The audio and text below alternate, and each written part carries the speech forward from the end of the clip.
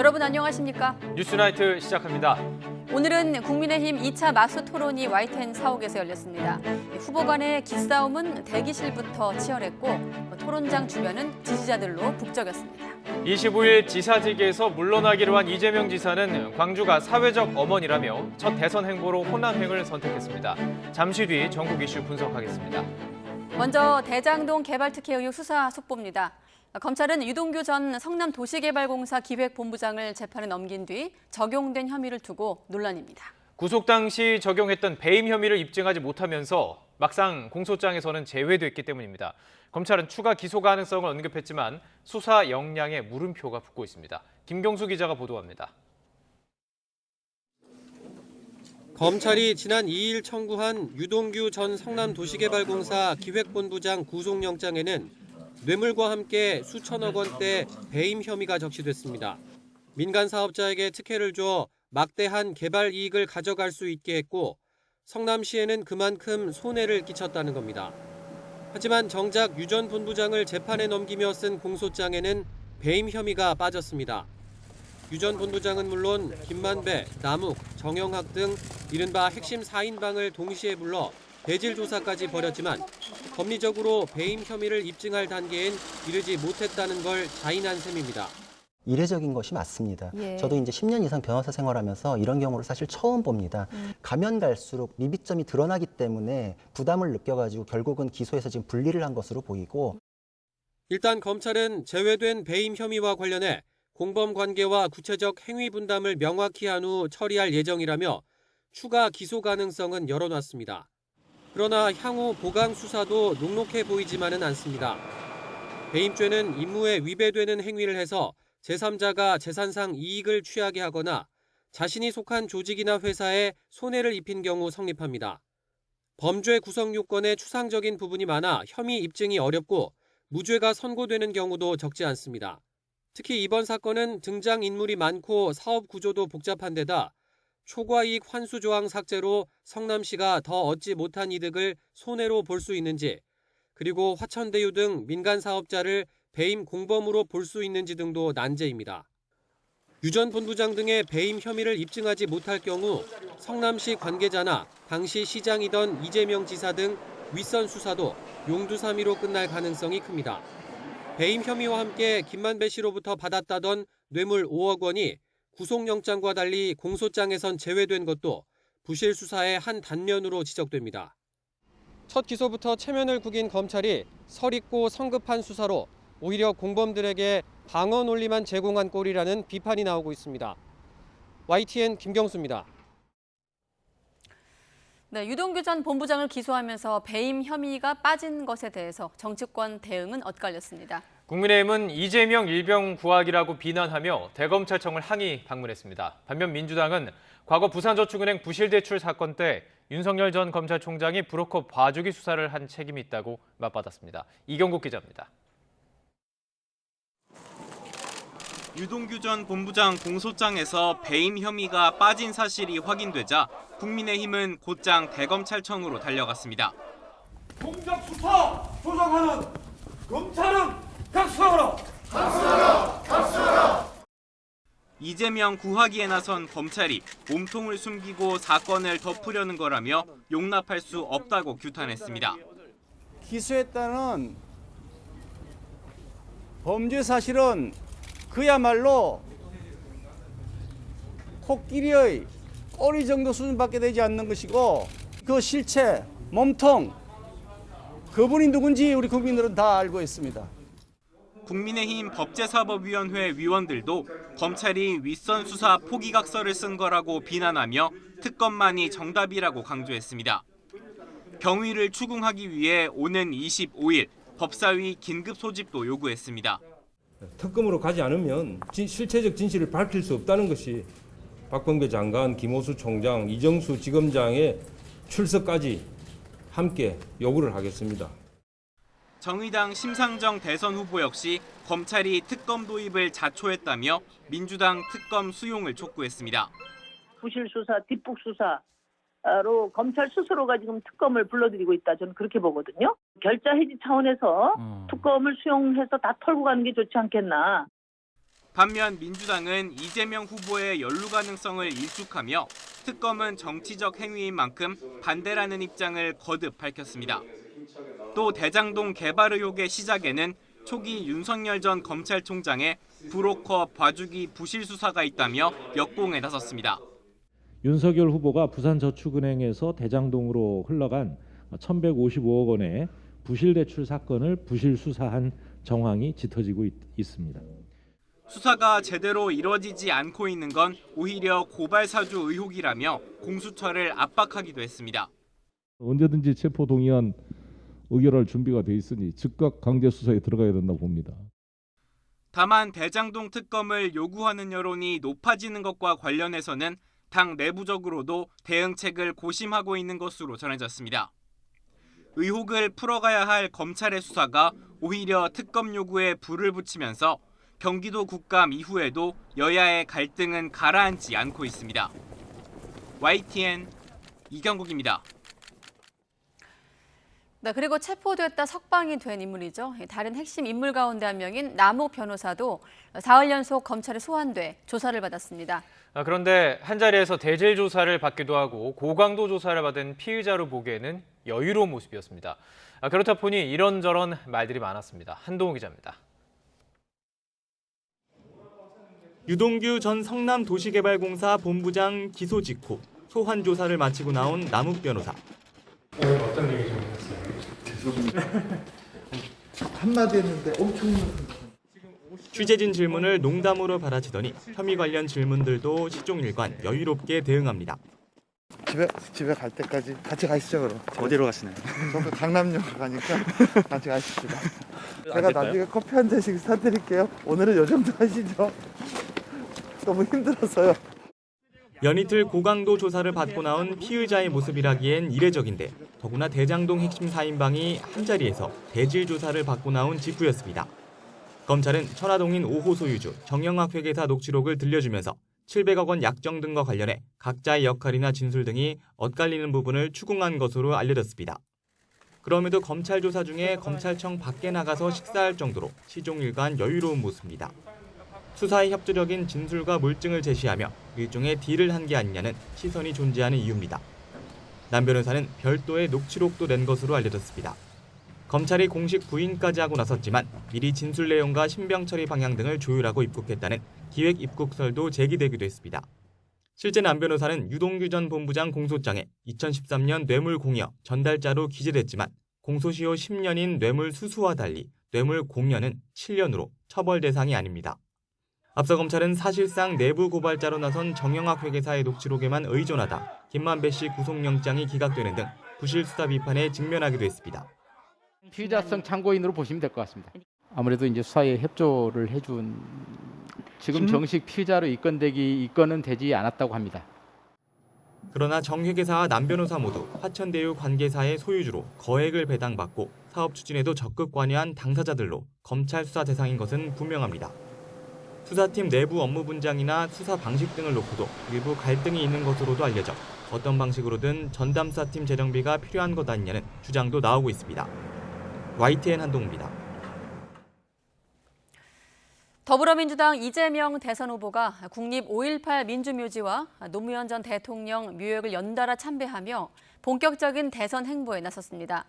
윤석열 전 총장을 향한 뼈있는 견제구도 날렸습니다. 오는 25일 경기지사 직을 사퇴하고 대선 준비에 주력할 예정입니다. 권민석 기자의 보도입니다.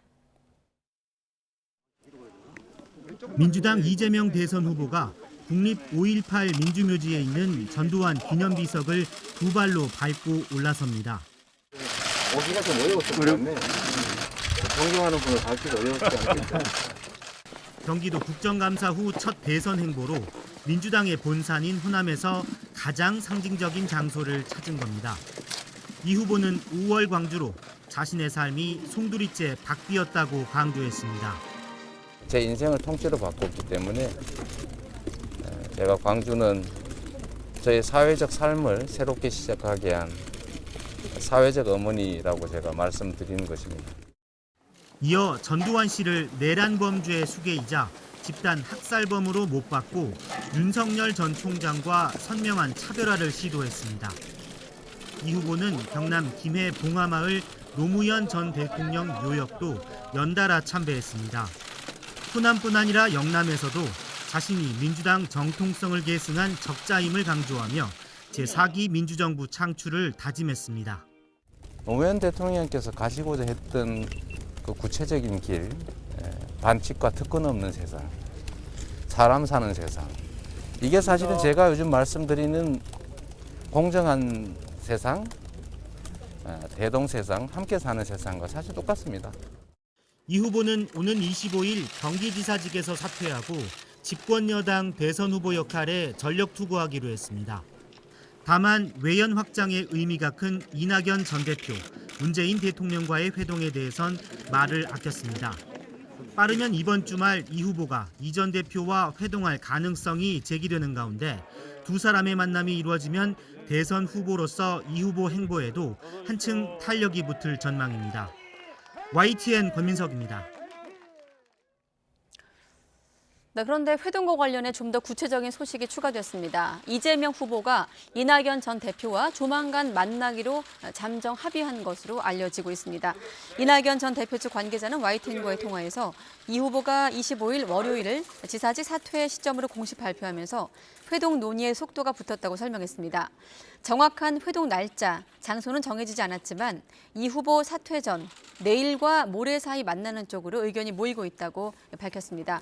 이 후보 측 관계자 역시 YTN과의 통화에서 이 후보가 우선 주말 일정을 비워뒀다고 설명한 가운데 이번 회동이 성사되면 이어서 문재인 대통령과의 만남도 이루어질 전망입니다. 네, 그리고 윤석열 전 총장, 전두환 옹호 발언 논란에 결국 유감을 표명했습니다. 그런데 사과 이후 사진 한 장의 되레 논란에 기름을 부은 격이 됐습니다. 자신의 반려견한테 사과를 주는 사진을 공개한 거죠. 국민을 개에 비유해 사과를 먹고 떨어지라는 조롱이라는 비난 속에 국민의힘 내부에서조차 같은 비판과 탄식이 이어졌습니다. 최하영 기자가 취재했습니다. 국민의힘 대선 주자인 윤석열 전 검찰총장의 반려견 토리의 SNS입니다. 누군가 토리에게 인도 사과를 건네주는 사진이 올라왔습니다. 공교롭게도 윤 전 총장이 전두환 옹호 발언 논란과 관련해 유감을 표명한 뒤입니다. 그 설명과 비유가 부적절했다는 많은 분들의 그 지적과 비판을 겸허히 수용하고 유감을 표합니다. 당장 민주당에서는 국민을 개에 비유하며 조롱한 것이냐며 맹비난이 쏟아졌습니다. 어디 강아지한테 사과를 뭐 주고 이런 식의 국민을 조롱하는 행위를 해서는 정말 안 된다고 생각합니다. 윤 후보가 국민을 개돼지로 알고 있다는 명백한 증거입니다. 비판은 국민의힘 내부에서도 나왔습니다. 이준석 대표는 상식을 초월하는 착잡하다는 심경을 밝혔고 국민의힘 대선 경쟁 주자들도 국민을 개 취급하는 조롱이라면서 잇따라 쓴소리를 내놨습니다. 게다가 전두환 발언 관련 윤 전 총장을 두둔했던 김재원 최고위원마저도 이번엔 연신 한숨을 내쉬었습니다.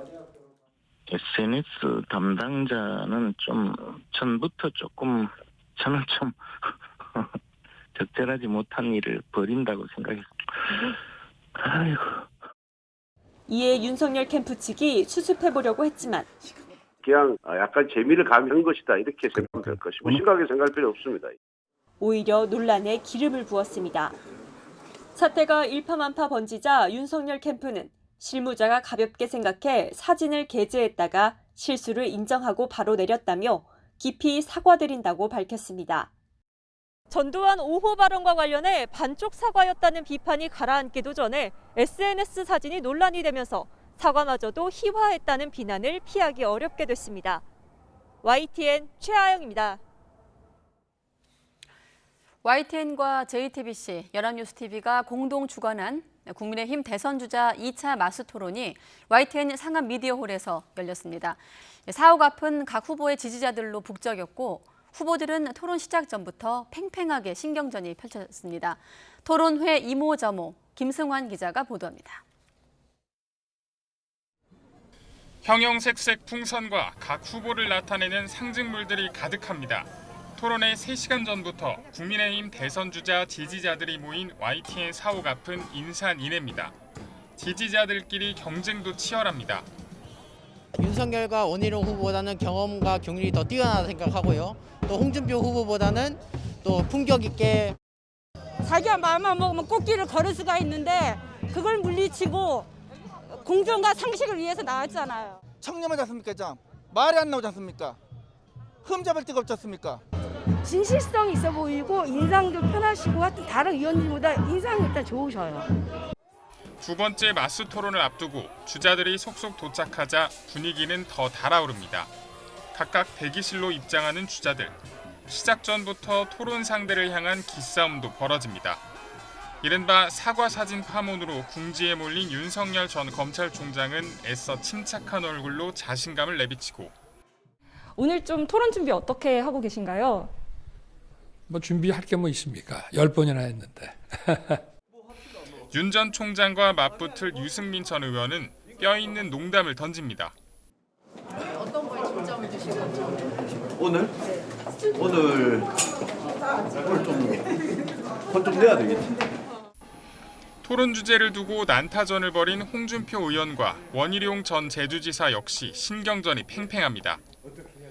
마치 고등학교 화학 수업 시간에 있을 그런 토론하는 거는 부적절합니다.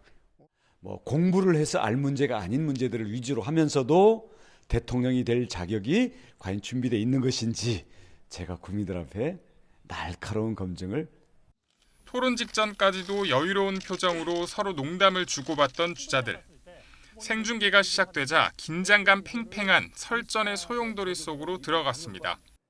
YTN 김승환입니다. 단계적 일상 회복 위드 코로나에 대한 국민들의 생각은 어떨까요? 10명 가운데 7명 이상이 필요하다고 응답했습니다. 그렇다면 어떤 방식으로 추진해야 할까? 하루 확진자 수가 2만 5천 명까지도 폭증할 수 있다는 점을 고려해서 3단계 정도로 나눠 점진적으로 추진해야 한다는 제안이 나오고 있습니다. 이동우 기자가 보도합니다. 정부가 다음 달부터 코로나19 중환자와 사망자 수 관리 중심의 단계적 일상 회복으로 전환하겠다고 밝힌 가운데 국민 10명 중 7, 8명이 그 필요성을 인정하는 것으로 나타났습니다. 국민의 76.5%가 코로나19와 일상이 공존하도록 방역 체계를 전환할 필요가 있다고 답해 지난 8월 같은 조사 때보다 19.6%포인트나 증가했습니다. 기대감에 대해서는 기대와 우려가 반반이라는 응답이 가장 많았고 기대가 크다, 우려가 크다는 순이었습니다.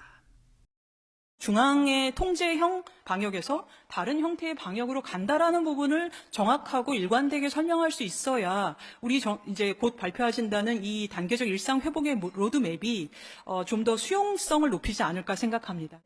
식당 등 다중 이용 시설에 입장할 때 접종 증명서 등을 제시하는 백신 패스 제도에 대해서는 74.9%가 찬성했고 20.2%는 반대했습니다.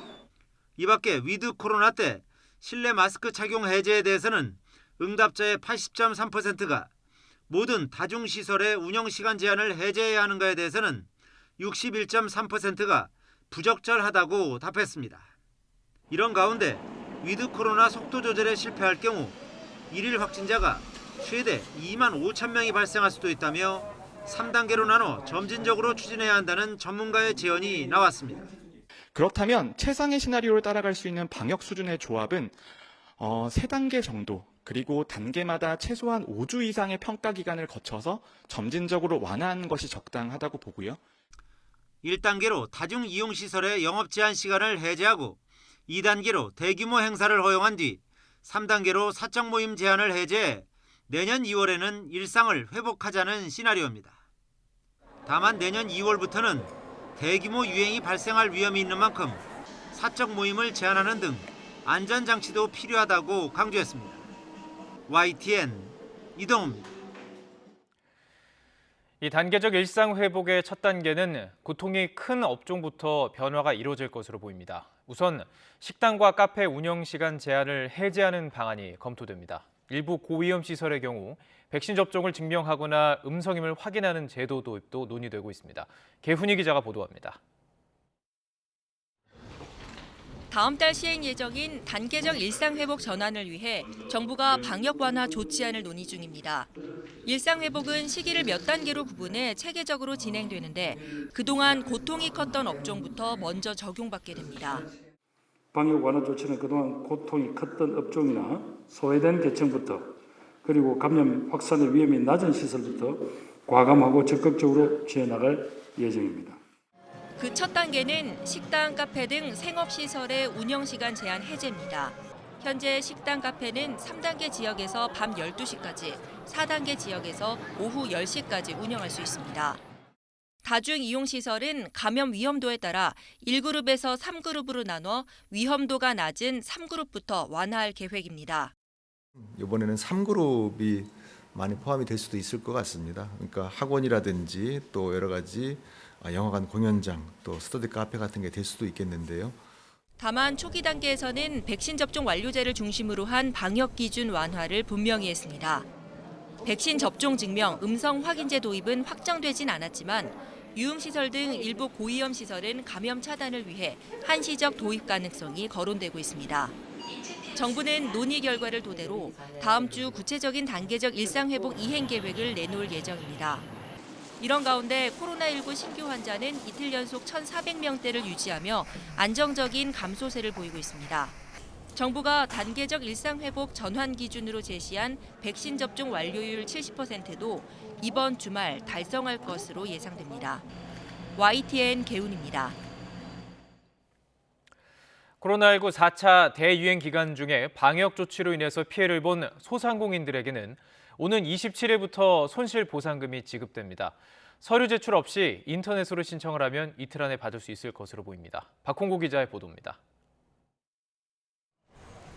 주말을 앞둔 홍대 앞거리, 단계적 일상회복이 가시화되면서 젊은 층 유동인구가 눈에 띄게 많아졌습니다. 하지만 상점들의 매출 증가로 이어지지는 않고 있습니다. 그냥 돌아다니는 사람은 진짜로 유동인구라고 그냥 돌아다니는 느낌이지 구매력이 많이 떨어져서 힘드네요, 마찬가지로. 정부는 이들을 위해 손실보상을 해주기로 하고 오는 27일부터 신청을 받고 지급도 시작합니다. 하지만 영세 자영업자들의 불만은 여전합니다. 영업을 제대로 하지 못한 기간이 2년 가까이 되는데 7월부터 9월까지 석 달 동안만 손실보상을 해주는 건 문제라는 겁니다. 그러면서 임대료 지원이 현실적 방안이라고 주장합니다. 국가 특별 재난상이라고 해서 저희들 강제 영업을 제한을 했잖아요. 그렇다면 임대료 50%를 국가에서 보존해 주는 것이 당연한 것이고 정부는 이미 국세청과 지자체 자료를 토대로 사업장별로 손실액을 산정해 놓았습니다. 오는 27일 대상자에게 문자 메시지가 통보되고 인터넷에 사업자 번호와 본인 인증만 하면 지급액을 알 수 있습니다. 행정자료를 최대한 활용해서 신청 전에 보상액을 미리 산정함으로써 수십만에 달하는 소상공인에게 보다 빨리 보상금을 지급할 수 있게 되었습니다. 보상금은 늦어도 이틀 이내에 입금됩니다. 동의하지 않을 경우 증빙 자료를 첨부해 확인 보상을 신청할 수 있고 온라인이 어렵다면 다음 달 3일부터 시군구청에 손실보상 신청서를 내면 됩니다. 소상공인연합회는 이번 손실보상에서 제외된 여행업이나 숙박업 등 사각지대에 놓인 자영업자들이 많다며 보완책을 요구하고 있습니다. 사각지대가 최소화될 수 있도록 해야 되는 거고 사각지대에서 제외된 업종들에 대해서는 26일 날 기자회견을 할 예정입니다. 중소기업부는 손실보상 제외 업종들에 대해선 소관 주무부처를 중심으로 별도의 지원책을 준비하고 있다고 밝혔습니다. 정부는 이번 손실보상과 함께 다음 달 초 위드 코로나로 방역 체계를 전환해 서민 경기 회복에 나설 계획입니다.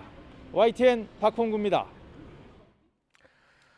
이런 가운데 코로나19 확진 뒤 재택치료를 받던 60대 남성이 숨졌습니다. 재택치료 환자로는 첫 사망 사례인데 단계적 일상회복이 진행되면 재택치료 환자가 증가할 수 있다는 점이 문제겠죠.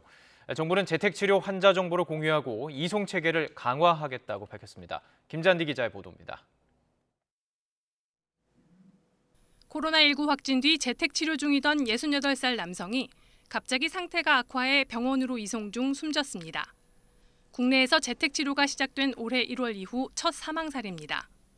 기저질환이 없고 무증상 확진자였던 이 남성은 본인이 원해 재택치료를 받고 있었습니다. 어제 새벽 호흡이 가빠지는 등 갑자기 상태가 나빠지자 보호자가 119 신고를 했지만 일반 구급대에 이어 전담 구급차가 도착하는 데 40분 가까이 소요됐고 환자는 병원 도착 직전 숨졌습니다. 근데 이번 경우는 자가격리자라 해가지고 저희가 재택 치료자라는 걸 정보를 몰랐거든요. 자가격리자라고 하니까 우리가 병원 선정을 요청을 하느라고 시간이 걸렸습니다. 재택치료 환자 정보가 공유되지 않았던 탓에 전담 구급대 도착과 이송병원 배정에 시간이 지체된 것입니다. 다음 달 초부터 단계적 일상 회복으로 전환될 경우 재택치료 환자는 언제든 급증할 수 있는 상황. 정부는 사과와 함께 소방청, 지자체와 협조해 다시는 이런 일이 생기지 않도록 하겠다고 약속했습니다. 앞으로 재택치료가 원활하게 시행될 수 있도록 29일까지 현장 점검을 실시하여 대상자 분류부터 응급 상황 발생 시 이송 체계까지 신속하게 모든 체계를 세밀히 점검토록 하겠습니다. 지금까지 국내 누적 재택치료자는 13,000명 정도고 22일 0시 기준으로 2,280명이 재택치료를 받고 있습니다. YTN 김찬대입니다.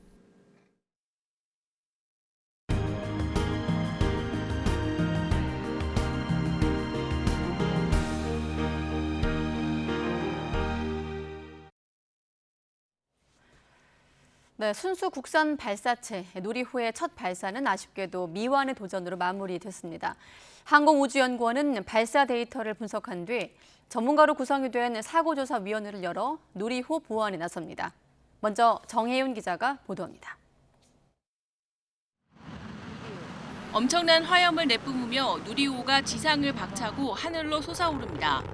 16분간의 비행 과정, 각 단과 페어링 분리, 2단, 3단 점화 등 4단계의 관문도 무사히 통과했습니다. 하지만 마지막 관문, 위성 모사체를 제 궤도에 진입시키는 데 실패했습니다.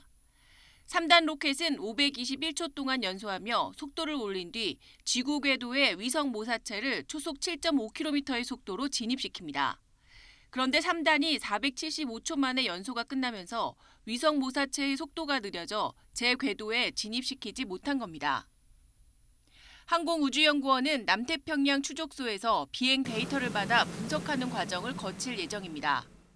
계측된 데이터를 다 보지를 못했습니다. 계측된 데이터를 다운로드 받아가지고 연구원들이 분석을 다 해봐야 되는데 이어 전문가로 구성된 사고조사위원회를 열어 원인 분석과 보완 작업에 착수한다는 계획입니다. 위성 모사체 궤도 진입이라는 임무에 실패했지만 누리호의 첫 도전은 기술적 난관을 대부분 돌파했다는 점에서 큰 평가를 받습니다. 한 걸음 남았다라는 말씀을 드리고 싶습니다.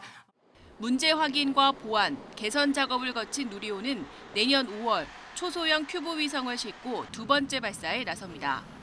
YTN 정혜윤입니다.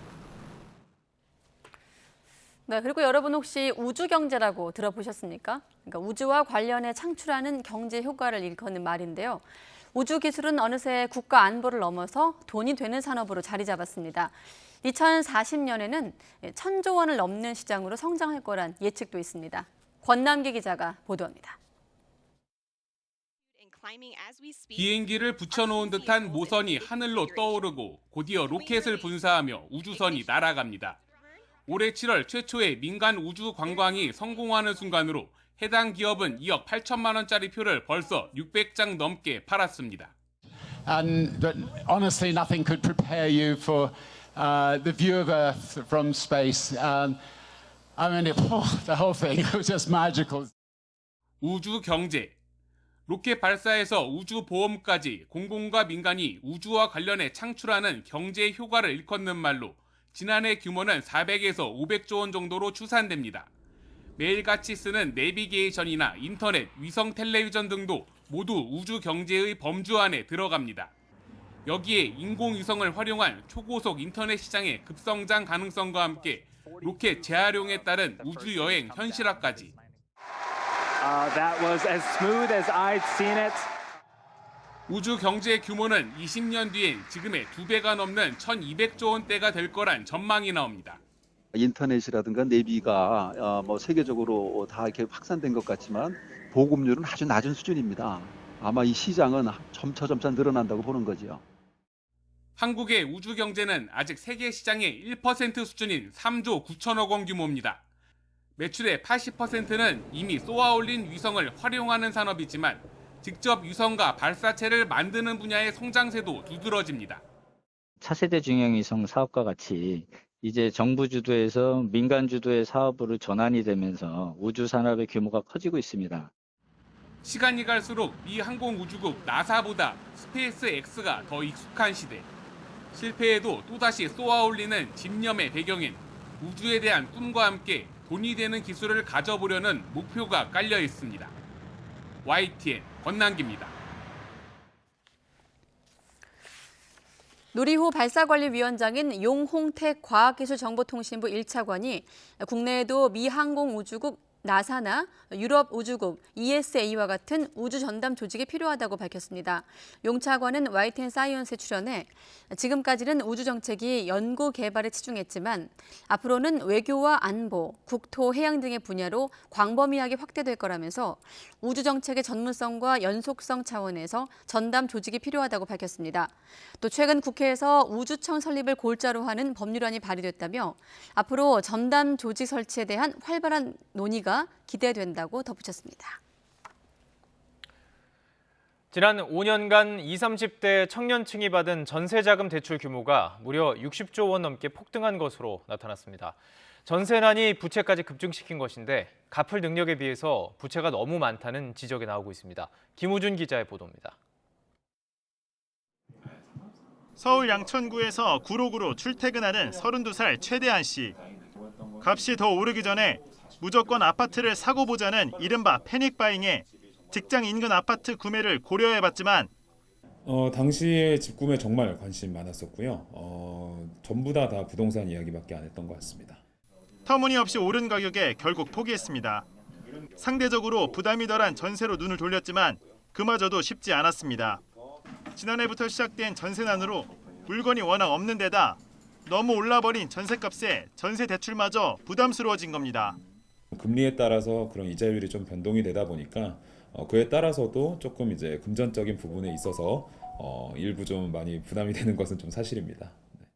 하지만 지금보다 더 올라갈지 모른다는 공포감에 높은 전세값이라도 일단 잡고 보는 2030 세대. 청년들이 집 문제가 사실 제일 심하거든요. 그래서 저는 지금 당장 상담을 받으러 가야 되고 청년층 전세 대출 규모가 갈수록 커지는 이유입니다. 지난 2017년 20, 30대 청년층이 받은 전세자금 대출은 29조 원가량이었는데요. 이 규모는 5년 만에 60조 원가량 폭등하면서 지난 6월 88조 원을 훌쩍 넘겼습니다. 특히 20대 전세자금 대출 잔액은 5년 만에 5배 이상 급증했습니다. 20, 30대 대부분 소득이 적은 사회초년생이라는 점을 고려했을 때 자산 대비 가계 부채 비율이 과도하다는 지적이 적지 않습니다. 청년 계층의 경우에 충분한 일자리가 확보되지 않은 상황에서 주거 비용이 올라간 것이 큰 부담으로 작용하고 있고 전반적인 가계대출 확대에도 영향을 주고 있는 것으로 생각되고요. 여기에 추가로 기준금리까지 인상될 경우 청년층이 부담해야 할 부채가 더 커질 수밖에 없어 부풀 대로 부푼 부채 내간이 터질 수 있다는 우려가 나옵니다. YTN 김우준입니다. 갑자기 추워졌죠. 그런데 아무리 추워도 외투도 못 입고 교복만 입게 하는 학교들이 여전히 있는 것으로 나타나고 있습니다.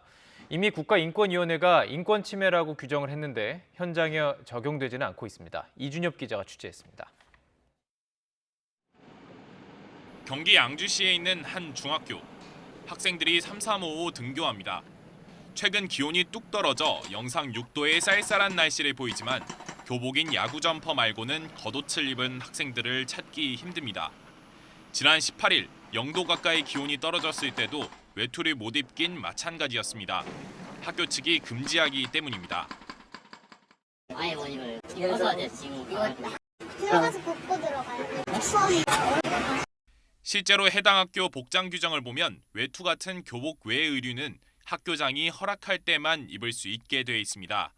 이에 대해 학교 측은 날씨가 더 추워지면 입게 할 계획이었다며 외투 금지는 사실이 아니라고 해명했습니다. 하지만 학생과 학부모들은 앞서 학생회를 통해 외투 자유 착용을 허용해달라고 여러 번 건의했지만 학교 측이 안 받아들였다고 반박했습니다. 학생이 통해서 이제 건의를 했었는데 이제 안 된다는 식의 답변을 받았다고 하더라고요. 아이가 학교에서 돌아오면 한 30분이나 1시간 정도 있으면 들여다보면 자고 있더라고요. 앞서 지난해 10월 국가인권위원회가 학생 외투 착용 금지가 인권 침해라고 판단했는데도 일선 학교에선 여전히 개선되지 않고 있는 겁니다. 일선 학교들의 과도한 복장 규제는 이뿐만이 아닙니다. 전국 204개의 학교 생활 규정을 조사한 결과 머리 모양은 물론이고 속옷 모양과 색에 이르기까지 과도한 복장 규정을 가진 학교들이 조사 대상의 40%에 달했습니다. 학생들한테 금지나 명령에 따라서만 행동하도록 만드는 것은 지금 사회가 요구하는 학생 관에도 맞지 않는다. 학생 인권 조례가 도입되기 시작한 지 11년째. 하지만 많은 학생이 여전히 통제를 위한 통제가 된 시대착오적 복장 규정에 발묶여 있습니다. YTN 이준엽입니다. 직장에서 생수병에 든 물을 마시고 쓰러진 피해자의 혈액에서 살충제 성분이 검출됐습니다.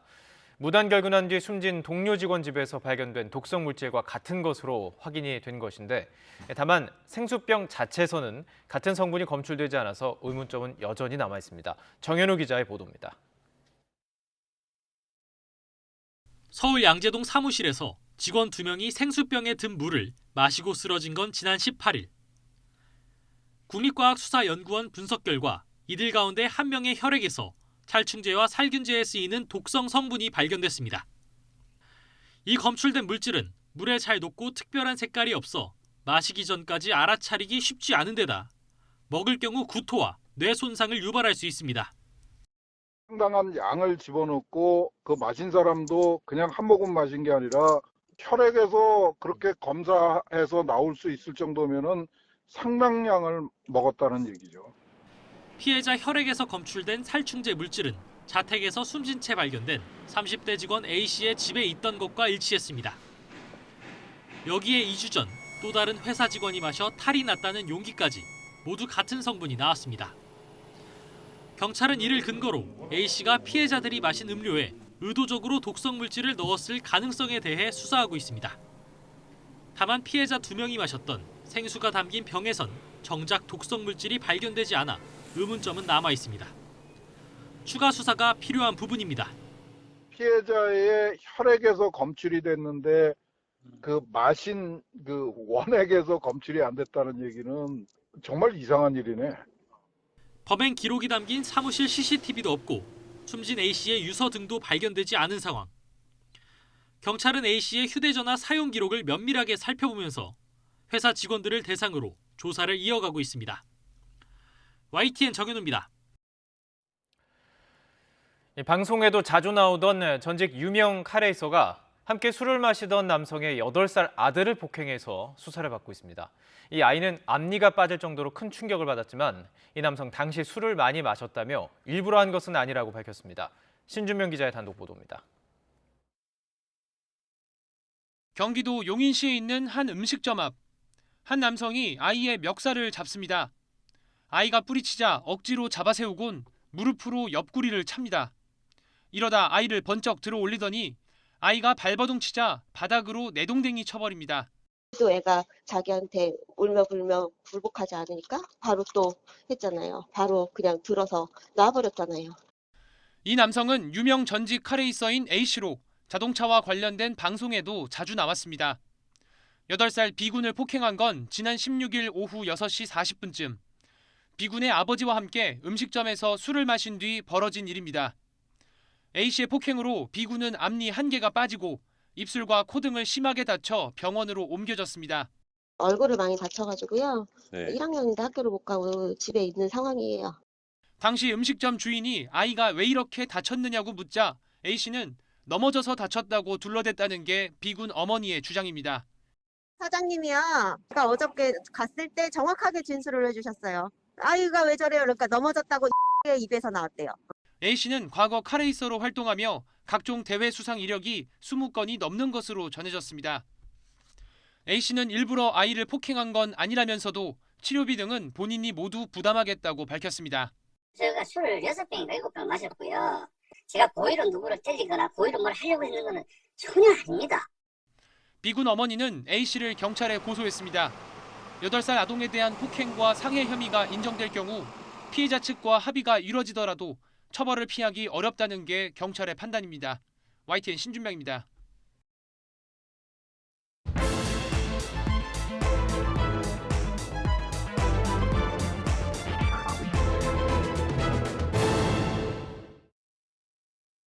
그 설명과 비유가 부적절했다는 많은 분들의 그 지적과 비판을 엄호히 수용하고 유감을 표합니다.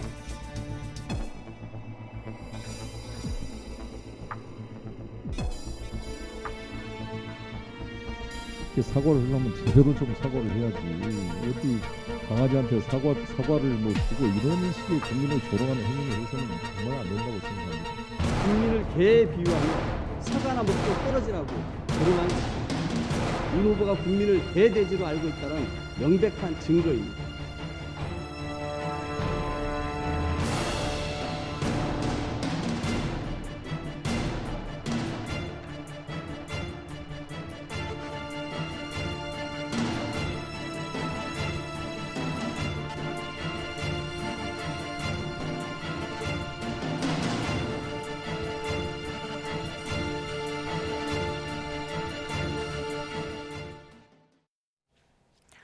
네, 방금 전 이 사진, 반려견한테 사과가 주어지는 사진 한 장으로 여론이 종일 들끓었습니다. 윤석열 전 총장 얘기죠. 전두환 씨 옹호 발언 논란을 유감 표명으로 마무리하려 했지만 개에게 사과한다는 거냐 이런 비난이 일면서 되레 파문이 번지고 있습니다. 또 민주당 이재명 대선 후보는 이런 가운데 윤 전 총장 보란 듯 전두환 기념비석을 두 발로 밟고 서기도 했습니다. 나이트 포커스 오늘은 김두수 시대정신연구소 대표, 이종훈 정치평론가 두 분 나오셨습니다. 네, 안녕하십니까? 네, 사실 이번 그 발언 논란 있고 나서 해명해야 될 것이다라는 얘기를 좀 많이 했었던 것 같은데 지금 연쇄적으로 비슷한 상황이 이어지고 있습니다. 유감 표명에서 반쪽짜리 사과, SNS로 사과를 희화화하고 결국 이제 불찰로 마무리가 됐습니다만 지금 과정 어떻게 지켜보고 계십니까? 정치인의 ABC 그 모든 것이 안 돼 있다는 것을 오늘 증명했다 이렇게 생각합니다. 그러니까 정치인은 본인이 하고 싶은 말을 하는 게 아니라 국민이 듣고 싶은 말을 해야죠.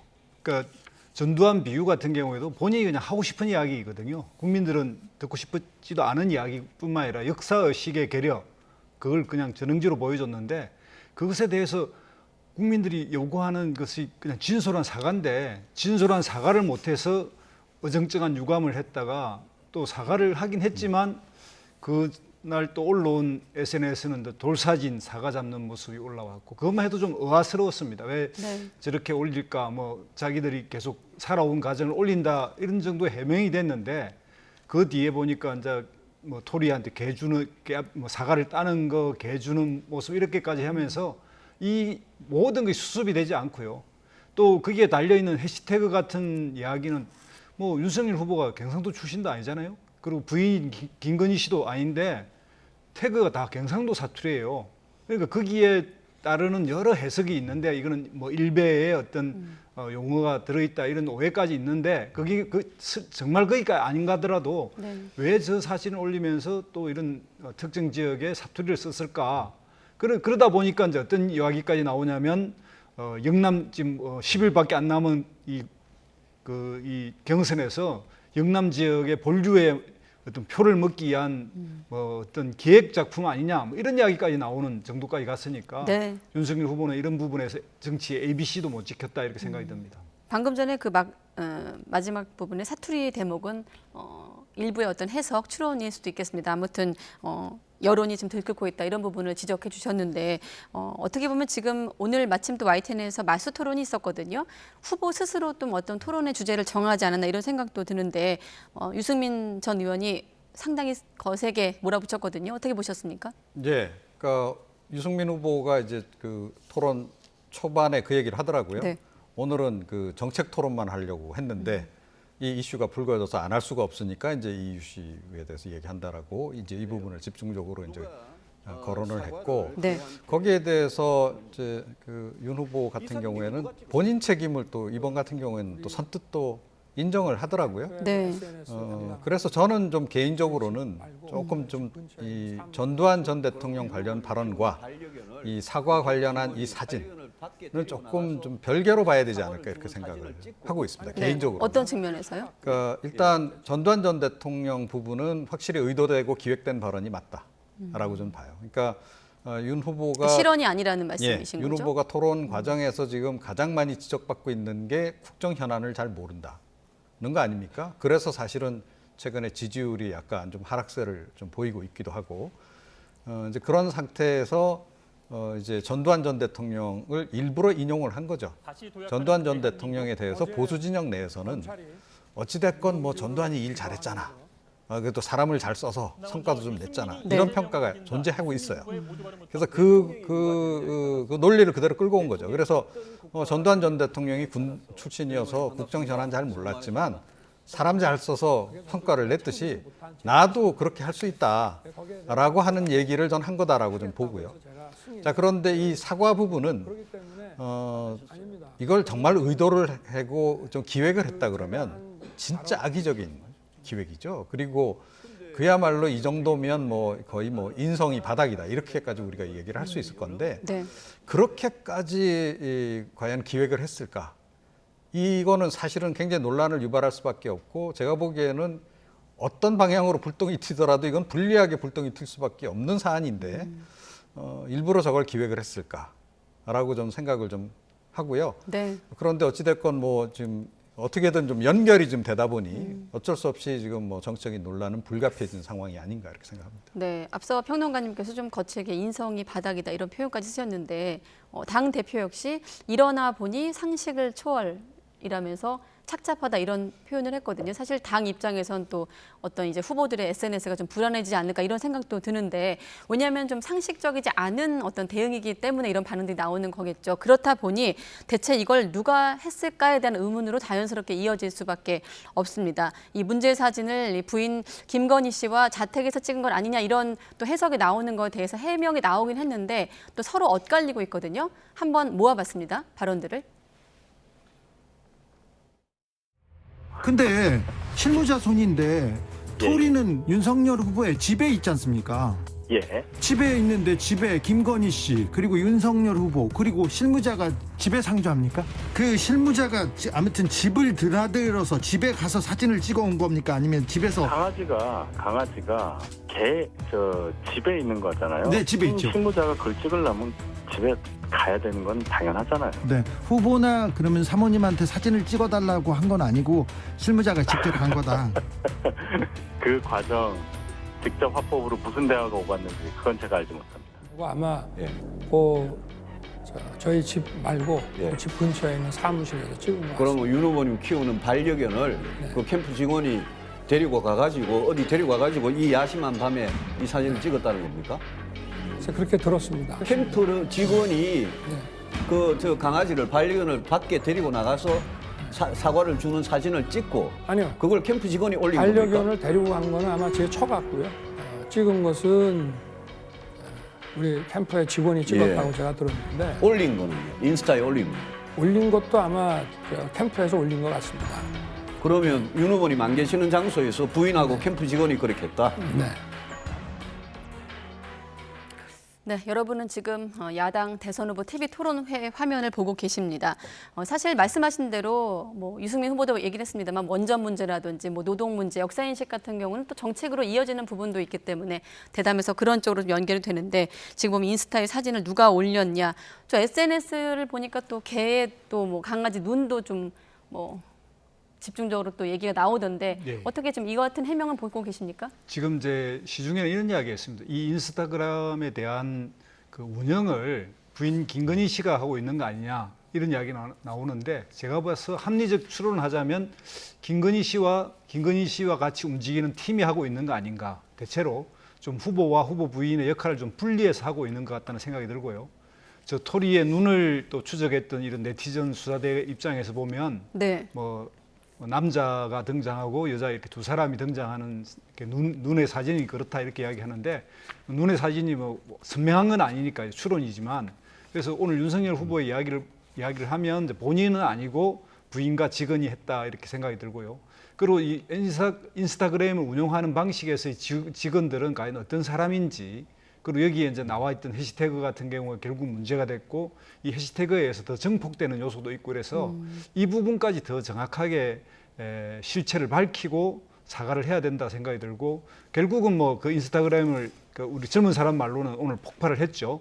실제로 없애버렸는데, 뭐 이런 그 경우에 뭐 일종의 그냥 악재가 겹쳤다 이런 생각이 듭니다. 악재에 겹쳤다. 이번 사태를 캠프 측에서는 아무튼 실무자 실수로 해명을 하고 있고, 자, 실무자 실수가 맞다면 사실은 일반적인 상황이라면 해명과 사과뿐 아니라 뭐 징계 같은 캠프 차원의 어떤 대응이 필요하다는 지적도 있는 게 사실이거든요. 그렇죠. 그러니까 뭐 이런 정도로 정치적인 감각이 없는 실무자라고 한다면 캠프 안에 두면 안 되는 거죠. 그리고 최근에는 어찌됐건 SNS 홍보가 굉장히 중요하잖아요. 예, 그런 상태에서 저런 식의 뭐 맥락이 안 닿는, 그러니까 뭐 그쪽 설명대로라면 그런 사진을 이제 올려서 후보자에게 해를 끼쳤다라고 전제한다면, 사실 정치인권에서 공인들의 SNS 자체가 굉장히 중요한 취재원이 됐거든요. 그렇죠. 네. 이제 그런 상황이기 때문에 이제 이 실무자는 사실은 그 캠프, 정상적인 캠프라면 보내는 게 이제 순서인데 과연 그렇게 정리를 할지 지켜봐야 될 것 같습니다. 그런 대응을 통해서도 또 확인할 수 있는 부분들이 있기 때문이지 않겠습니까? 예, 그렇습니다. 그런데 이번에 뭐 윤석열 후보가 오늘 이제 그 TV 토론에서 상당히 이제 솔직하게 이야기한 것처럼 들려요. 그러나 이제 그 팀의 운영이나 그 팀의 구성원이나 결국 어떤 이유로 폐쇄를 했는지까지 잘 밝히지 않고 그냥 자기 책임이고 그 계획자가 잘못됐기 때문에 그냥 오늘 문 닫으라고 했습니다. 뭐 이런 정도로 본인의 그냥 결단인 것처럼 이야기하는데, 사실은 국민 앞에 이번 기회에 이런 걸 만회하려면 자세히 설명하고 어떤 전후에 이런 문제가 있고 앞으로는 어떻게 이것을 재발 방지를 하겠다 이런 것까지를 다 해야 온전한 사과가 되는 거죠. 그런데 그런 의미에서 오늘 그냥 TV 토론에서 한 이야기는 뭐 그 본인의 결단 정도로 끝인 것, 여기서는 또 한 번의 아쉬움이 있는 겁니다. 그렇군요. 좀 더 진전된 진정성 있는 사과가 필요하시다는 예. 그런 말씀이십니다. 자, 지금 윤석열 후보의 반려견 SNS 계정도 폐쇄가 됐지만 논란은 말씀하신 대로 계속 가라앉지 않고 있는 상황이거든요. 사실 이번 주 들어서 뭐 국감 현장을 통해서 대장동 이슈라든지 고발 사주 의혹으로 여야가 계속 맞섰는데, 민주당 이번만큼은 또 윤 전 총장을 향해서 십자포화를 쏟고 있습니다. 들어보시죠. 사과를 하려면 제대로 좀 사과를 해야지. 어디 강아지한테 사과를 뭐 주고 이런 식의 국민을 조롱하는 행위를 해서는 정말 안 된다고 생각합니다. 국민의힘 자체에서도 이에 대한 분명한 지적이 필요하고 윤석열 후보의 맹성을 촉구하는 바입니다. 본인 인스타그램에 사과를 제일 좋아한다며 국민을 희롱한 것도 모자라 개에게 사과를 주는 사진까지 올렸습니다. 무슨 의미겠습니까? 국민을 개에 비유하며 사과나 먹고 떨어지라고 조롱한 것입니다. 윤 후보가 국민을 개돼지로 알고 있다는 명백한 증거입니다. 네, 다시 한번 또 돌아와서 정리를 해보면, 앞서 대표님께서는 토론회에서 어떤 불찰 이런 표현, 사과 표현으로 좀 부족하다, 진정성 있는 대처가 필요하다고 말씀하셨는데 어떻습니까? 지금 사과마저 희화한 논란을 겪고 있거든요. 앞으로의 대응 어떻게 좀 나서야 된다고 보십니까? 글쎄요. 그쪽 캠프에서 더 열심히 고민을 해야 되지 않을까 싶긴 한데, 그런데 뭐 그동안에 이제 워낙 이제 말실수가 많았고, 그 말실수와 관련해서 해명하는 게 또 추가 논란을 유발하고 계속 그런 식으로 이제 연결이 많이 되어 왔거든요. 그런 부분은 아마 이제 이 전략 차원에서 캠프 내에서 굉장히 고민을 좀 많이 해야 될 것 같은데, 제가 보기에는 캠프의 그 전략 역량도 좀 많이 좀 부족한 것 같고, 그리고 그 전략을 기획하는 분들이 어떤 분들인지 제가 굉장히 궁금한데, 성향상 좀 다소 극우 성향의 분들이 지금 그 기획 부분을 맡고 있다 보니 이런 식의 대응이 지금 자꾸 나오는 게 아닌가 이렇게 생각을 해요. 특히 전두환 전 대통령 관련해서 좀 의도적으로 만약에 언급한 그런 부분이 사실이라고 한다면 물론 이해되는 측면은 있어요. 지금 최근 들어서 홍 후보에게 좀 많이 추격을 당하고 있고, 이러다가 또 이 경선에서 탈락할지 모른다라는 위기감도 있고, 자, 그래서 어찌됐건 집토끼라도 좀 한 명이라도 더 잡아보자, 그런 맥락에서 이제 전두환 전 대통령을 소환했는지는 모르겠는데, 이게 상당히 이제 좀 그 리스크가 큰 선택을 좀 한 거죠.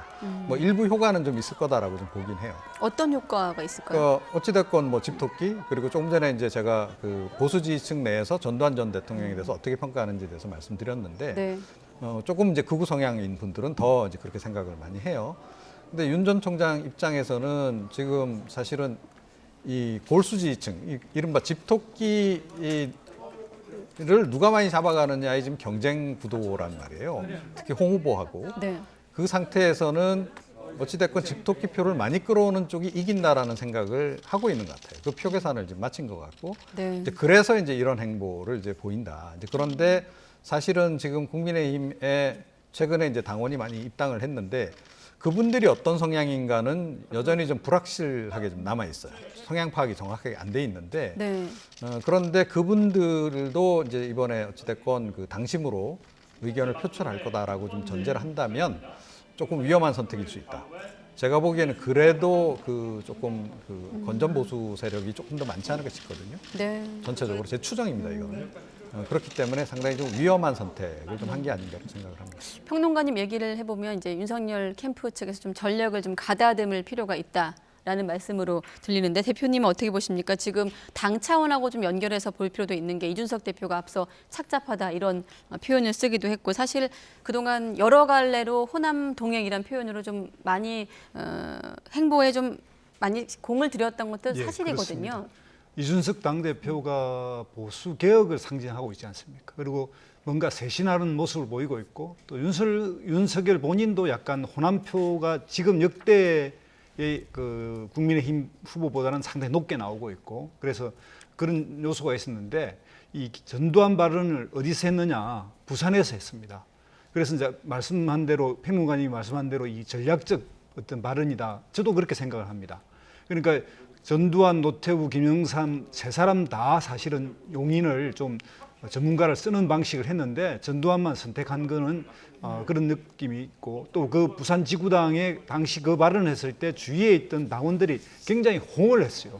실제 맞아 이런 이야기를 했고 네. 그래서 이제 어떤 생각이 드냐면 92년 12월 11일경으로 저 기억하고 있는데 대통령 선거 일주일을 좀 더 남긴 시점에서 부산 초원 복국집 사건이 터집니다. 이게 뭐냐면 부산에 있는 모든 기관장을 다 모아놓고 안기부부터 해서 시장 그리고 뭐 경찰청장 다 모아놓고서 부산 사람들 이번에 정주영 후보보다 또 김대중 후보보다 김영삼 후보 표가 작게 나오면 영도자리에서 빠져 죽어야 된다 뭐 이런 이야기까지 하면서 모든 걸 해서 이제 그 선거가 폭로됐을 때 사람들이 야 김영삼 후보 이제 끝났다 이랬는데 사실은 오히려 이렇게 도청 사건이 부각되고 그런 이 부정선거, 네. 지역 감정을 유발한 부정선거는 어디로 갔는지 없고 표의 결집이 일어나가지고 김영삼 대통령이 상당한 표로 이기게 하는 그런 역할을 하게 했는데 오히려 그런 사건이 연상되는 사건이다 이런 생각이 듭니다. 네, 알겠습니다. 자, 그리고 이재명 민주당 대선 후보는 본격적으로 대선 행보를 시작을 했습니다. 공식적인 행보이긴 합니다만 또 공식 행보와 함께 윤 전 총장을 향해서 견제구를 날리기도 했는데 첫 일정 어떻게 좀 볼 수 있을까요? 예, 그러니까 민주당 입장에서도 그렇고 이제 이재명 그 후보 입장에서도 굉장히 호기가 갑자기 도래한 거예요. 예. 특히 이제 이재명 후보 같은 경우에는 경선 끝났는데 지금 컨벤션 효과를 별로 못 보고 있습니다. 그러니까 이낙연 후보를 지지하는 그 호남의 유권자들이 이재명 후보를 선뜻 지지하는 쪽으로 지금 아직 전환을 안 하고 있거든요. 자, 이제 그런 부분이 있어서 그걸 어떻게든 좀 해결을 해야 되겠다라고 고민을 지금 하고 있는 터에 이 윤석열 후보가 이 전두환 전 대통령 발언을 함으로 해가지고 어떻게 보면 좀 결과적으로 그 호남표를 이재명 후보 쪽으로 몰아주는 그런 결과를 초래한 겁니다. 자, 당연히 이재명 지사로서는 아마 내심 굉장히 환영을 할 거고요. 이 부분을 그래서 집중적으로 이제 공략 내지는 이제 공세를 펼치는 거고, 네. 그리고 이제 민주당도 마찬가지다 이렇게 생각을 합니다. 네, 실제로 이재명 후보 참배 일정 내내 윤석열 후보를 향해서 직간접적인 비판을 쏟아냈습니다. 한번 들어보시죠. 윤석열 후보의 말씀은 사실 뭐 특별히 놀랍지가 않습니다. 민중들의 피와 땀으로 만들어진 이 민주주의 체제 속에서 혜택만 누리던 분이어서 전두환이라는 이름이 가지는 그 엄혹함을 전혀 이해하지 못했을 겁니다.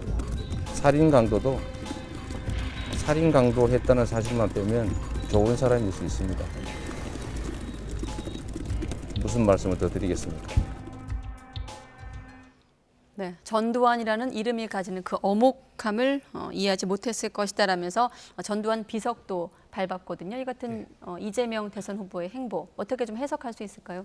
예, 경기도 국감이 끝나고 나서 원래 예정돼 있는 일정이었는데 이게 윤석열 후보의 전두환 발언으로 연결되면서 너무나 시의적절한 행보가 되어버린 겁니다. 광주와 그리고 경남 봉하마 이렇게 가게 됐는데 광주는 뭐 한마디로 말하면 이제 전두환이 저지른 우리 광주 시민의 학살 사건이 있었고 그걸 기초로 한국 민주주의가 뿌리를 내리고 민주주의의 토대를 닦았던 사건이기 때문에 거기에서 이 역사의식을 이야기하지 않을 수 없습니다. 네. 정치 지도자는 대한민국이라고 하는 이 배가 지금 현재 어디에 있고 앞으로 어디로 가야 될지를 판단하는 것이 정치 지도자의 몫이고 여기에는 반드시 통찰과 성찰이 같이 돼야 됩니다. 그러나 윤석열 후보는 이런 역사적인 성찰도 계려되어 있는, 그래서 결국은 이런 발언이 전략적으로 부산 지역에 했다고 한다면 성찰과 통찰은 없고 오히려 그냥 자기 표인 현찰만 챙기려고 했다, 이런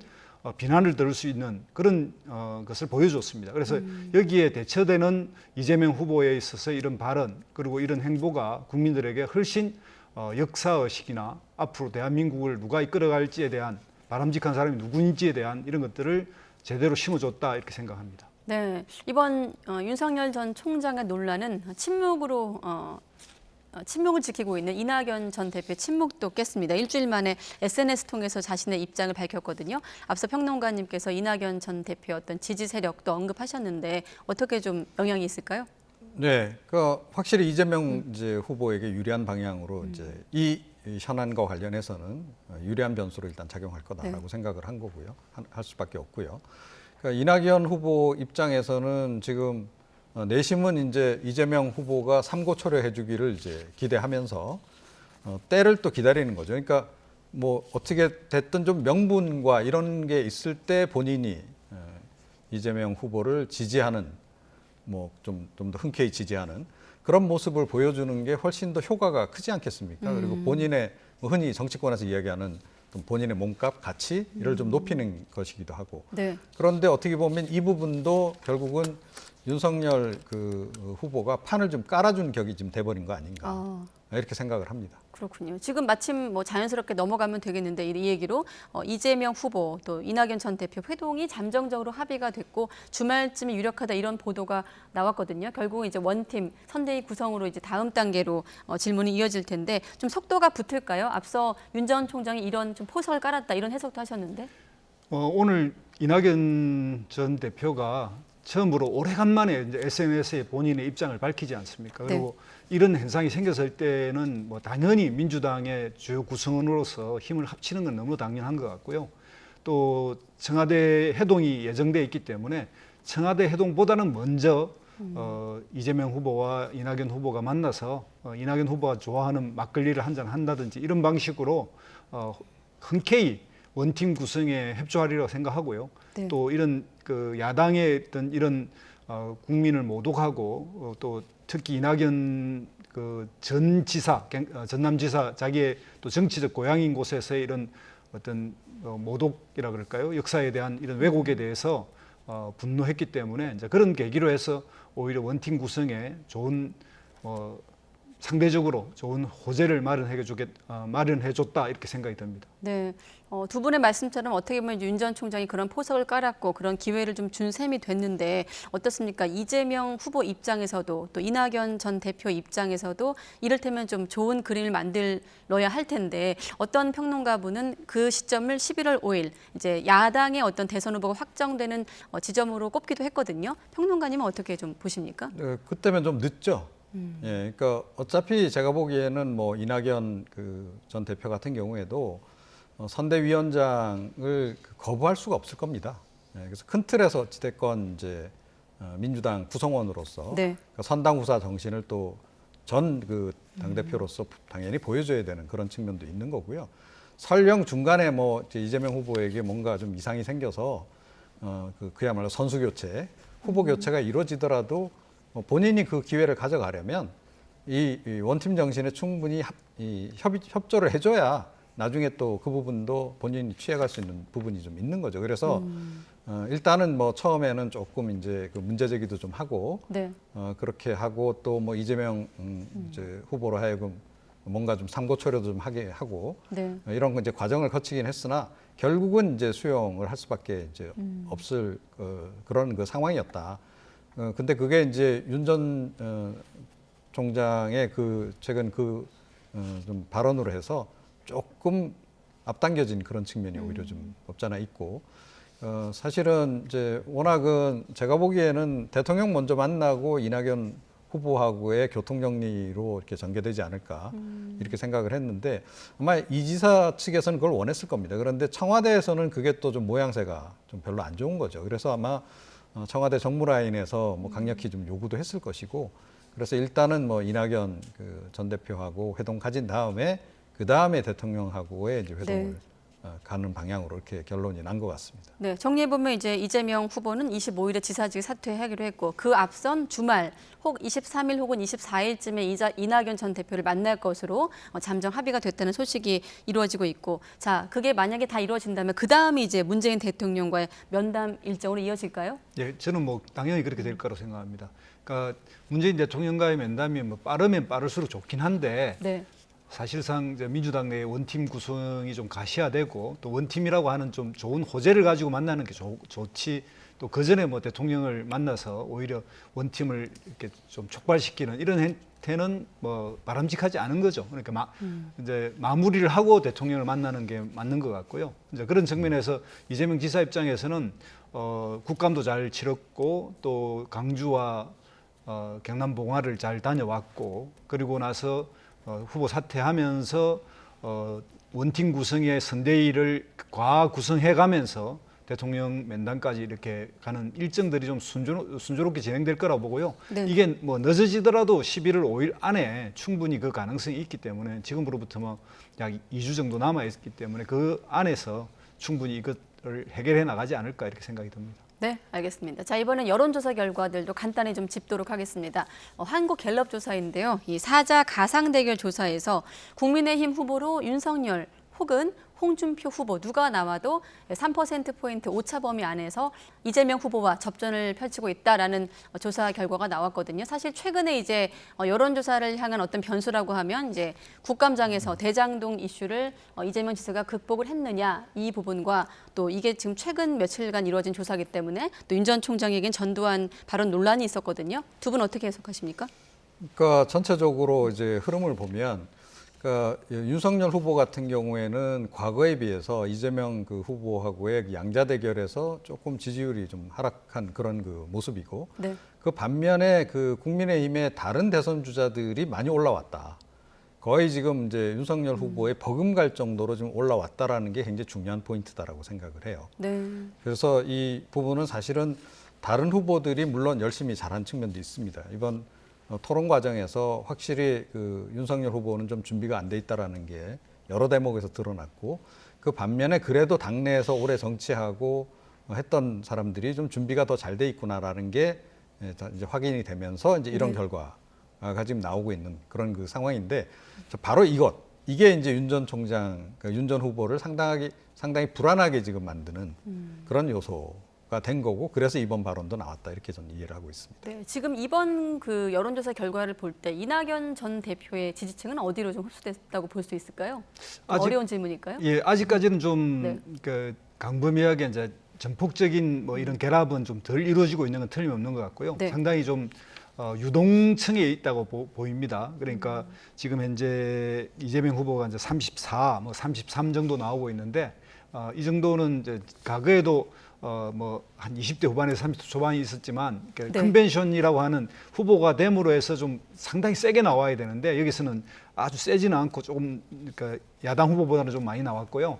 이런 전화 면접 여론조사에서는 이재명 후보가 약간씩 우위를 보이고 있던 건 지금까지 일관된 추세고요. 네. 가끔씩 이제 이 기계로 이제 이게 녹음된 ARS 조사를 하면 ARS 조사는 상당히 좀 응답률이 5% 전후인데 대신에 좀 고관여 정치 아주 관심이 많은 사람들이거나 또는 이 지금 현재 흘러가는 여론에 민감한 사람들이 투표하다 보니까 상대적으로 야당 후보들이 좀 많이 나왔던 그런 경향이 있습니다. 그런데 지금의 이제 오랜 역사를 가지고 있는 이런 곳에서의 이제 여론조사다 보니까 갤럽의 여론조사는 상당히 지금까지 과정에서는 이런 좀 차분한 결과를 보여주고 있고요. 네. 그런 측면에서 야당 후보의 아까 말씀하신 평론가님 말씀하신 것처럼 윤석열, 홍준표, 예를 들면 유승민 또는 뭐 원희룡까지도 상당히 경쟁성을 가지고 있다. 야당 후보로서 경쟁성을 가지고 있다는 이런 점도 상당히 특징이라고 볼 수 있겠습니다. 네, 자 이번 해석도 그렇습니다만 다음에 보실 비호감도 조사에서 두 분의 해석이 좀 궁금한데 지금 비호감도가 호감도의 한 2배 정도로 대부분의 후보가 나오고 있거든요. 한번 결과 보여주시죠. 차기 정치 지도자 개별 호감 여부에 대한 응답이 이렇게 나오고 있는데 호감이 간다 32%, 31% 이렇게 윤석열 후보까지 이렇게 나오고 있는데 지금 보면 비호감 부분이 상당히 눈에 띄고 특히나 이제 안철수 대표 같은 경우도 72%까지 나오고 있거든요. 앞서 유동층이라고 말씀하셨는데 지금 여전히 유권자들이 혼란을 겪고 있다고 봐야 될까요? 어떻게 해석하십니까? 부동층이 최근 들어서 조금 증가세다 뭐 이제 이런 얘기도 지금 하긴 하더라고요. 네. 여론조사 관계자분들이 그런 얘기를 좀 하기도 하고 이낙연 후보를 지지했던 분들 중에 뭐 다는 아닌데 제가 보기에는 한 절반 정도는 일단 부동층화가 지금 돼버린 상태가 아닌가. 호남 지역까지 포함해서. 네. 그래서 이분들이 지금 이제 어디로 결정할지는 모르겠는데 제가 보기엔 대략 이제 세 갈래로 좀 흩어질 가능성이 높다라고 봐요. 그래도 민주당을 이제 지지하는 쪽으로 가는 분과 차라리 투표하지 않을래 하는 기권층과 국민의힘에서 좋은 후보 나온다면 이건 전제입니다. 네. 국민의힘에서 뭐 그야말로 좀 극우 후보가 아닌 개혁 보수 성향의 그 인물이 본선에 나온다면 그쪽을 내가 한번 이번에 선택해 볼 수도 있겠다. 이렇게 지금 아마 지금 이제 갈릴 것 같고 지금 현재는 그래서 부동층으로 좀 존재하는 거다라고 저는 생각을 하고요. 네. 이 비호감도가 이렇게 높은 것도 이제 상당히 좀 눈길이 많이 가는데, 그러니까 지금 각 당에서 지금 당내 후보들에 대해서조차도 흔쾌히 이게 최선의 대안이다라고 생각은 안 하는 것 같아요. 요즘 분위기가. 각 당에서요? 네. 제가 보기에도 과거에 대선 후보에 나왔던 분들에 비해서 이 TV 토론 과정을 보면서 제가 그 생각을 많이 하게 되는데 과연 이게 사실은 더 개선이 되고 훨씬 더 세련돼지고 뭐 이렇게 개개인의 어떤 역량도 더 많이 끌어올려졌어야 맞는 건데 오히려 과거만 좀 못하다. 이제 이런 생각을 좀 개인적으로 네. 많이 갖는데요. 저만 그런 생각을 하는 것 같지는 않다. 네. 이렇게 말씀드릴 수 있겠습니다. 이번 경선 국면에서 언론들에서 많이 뽑는 제목 중에 하나가 역대급 비호감 선거 아니겠습니까? 이번 결과를 놓고도 그렇고요. 또 바꿔 말하면 그만큼 후보들에게 또 어떤 책임이 또 지워졌는데 대표님은 이 비호감도 교육가 어떻게 보십니까? 선거가 좋아서 투표를 한다라는 이야기도 있지만 어떤 사람을 당선시키지 않기 위해서 투표한다는 이야기가 많이 요즘은 더 많은 감정을 좀 솔직하게 표현하는 말이기도 합니다. 그래서 네. 여기 보면 뭐 지금 현재 대선 후보로서 지지율이 아주 낮은 안철수 후보 같은 분이 굉장히 비호감도가 높게 나오고 심상정 후보도 마찬가지로 이렇게 높게 나오는 이유는 자기가 좋아하는 이 후보 외에는 다 이렇게 나쁜 사람으로 또는 적으로 돌리는 이런 좀 감정 가임 시대가 된 것 같아요. 그러니까 좀 더 이렇게 우리 사회가 양극화되고 살기가 빡빡하고 막 여러 가지의 불만들을 정치인에 이제 투사하게 되는데 자기가 좋아하는 후보가 아닌 모든 사람에 대해서 이렇게 투사하다 보니까 네. 그래도 지지율이 1등이거나 2등인 예를 들면 이제 이재명 후보나 윤석열 후보 같은 경우는 상대적으로 호감도가 조금 그래도 이런 후보보다는 좀 덜한 상태. 이런 것이 바로 사람의 현재 감정을 표현하고 있지 않느냐 이렇게 생각이 듭니다. 네, 알겠습니다. 앞으로 지금 이번 결과를 좀 기억해 놨다가 후보별로 어떻게 호감과 비호감이 좀 비율이 바뀌는지 한번 확인해 보도록 하겠습니다.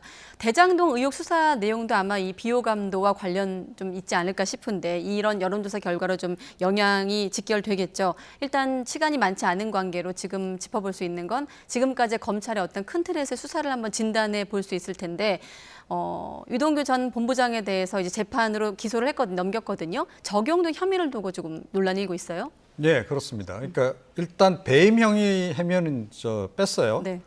그리고 이제 뇌물 혐의 이제 적용했는데 뭐 700억 약정설 부분은 이제 적용했고, 그리고 기존에 이제 그 뇌물 액수 가운데 5억을 제외시켰습니다. 네. 그래서 3억 5천만 적용을 했어요. 줄인 김만배 거죠. 씨한테 받았다는 네, 5억 뇌물 수수 바로 혐의. 그겁니다. 그래서 예.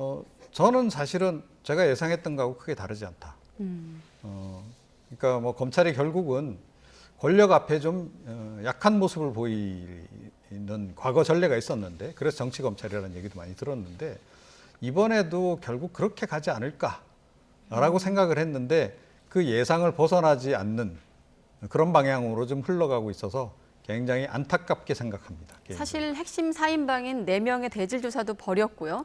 수사 역량에 좀 물론 이제 추가 기소 가능성을 검찰이 언급을 했습니다만 역량에 좀 물음표가 붙는 건 사실이에요, 대표님? 예.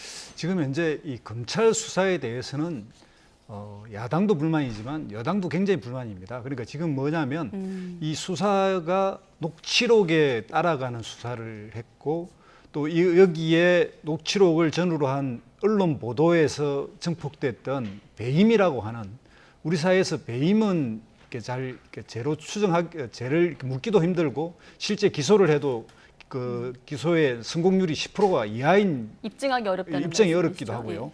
그런 것에 배임죄를 하다 보니까 이 배임죄는 실제로 이제 배임이 성남시 이익을 배신했다는 건데, 성남시 이익을 유동규 씨가 계획적으로 그러면 삭제했냐? 삭제도 사실은 제대로 된 표현이 아니지 않습니까? 삭제가 아니라 그런 이미 공모가 끝난 사업에 대해서 개인이 그런 의견을 제출했고 그 의견이 그러니까 채택되지 않은 건데 마치 삭제했다. 그래서 있었던 초과 이익을 환수할 수 있음에도 불구하고 환수 안 한 것처럼 몰아갔던 이런 여론에 따라간 검찰의 수사, 이런 것이 이제 이런 이제 결과를 가져왔다고 생각이 들고요.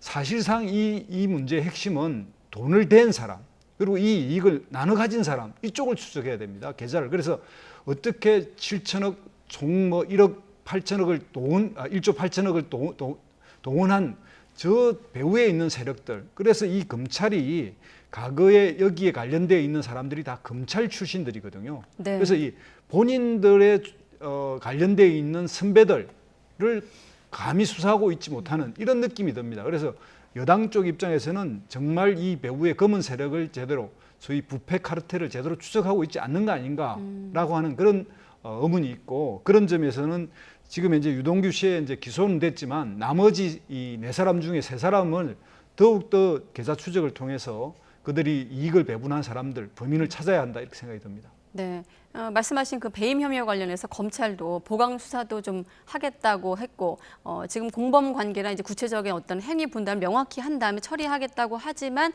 배임 혐의가 빠지다 보니 야당은 일제히 반발을 하고 있고, 네. 김기현 원내대표 같은 경우 이제 대검찰청을 달려가기도 했는데 어떻습니까? 지금 이번 수사 과정을 놓고 여야 또 공방으로 번질 것이고 결국은 또 특검으로도 주장으로도 연결될 것 같거든요. 그렇죠. 네. 그러니까 지금 이런 정도의 결론으로 만약에 이게 수사가 마무리된다라고 한다면, 네.